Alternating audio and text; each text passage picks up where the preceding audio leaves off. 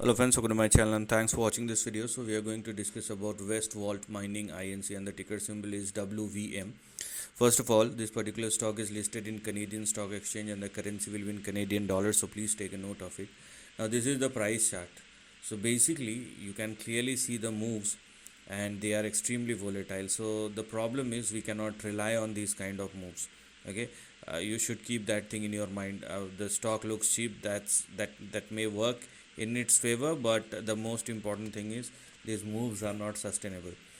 So what to expect moving forward? First of all, we have these two levels which may work as your resistance on the upside. So when we are looking at this particular stock, we want confirmation, and that's why it is mandatory for WVM to surpass and sustain both above 1.75 and $2, because that's where you have your potential breakout. Okay, so we want confirmation, so let the stock surpass and sustain above both these levels. Meanwhile, you have this particular line which is our support and stop loss on the downside.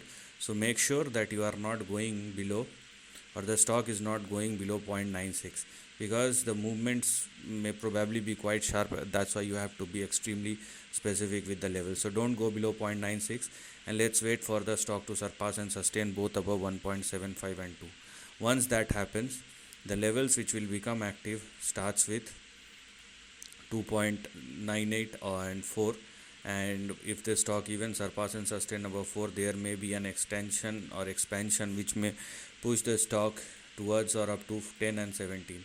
The main problem is we cannot rely on these moves because the moves are extremely volatile. So you must use your brain and wait for the breakout to happen. If it does happen, you may see an extension which you cannot rely upon. So this is the end of the video. Thanks for watching.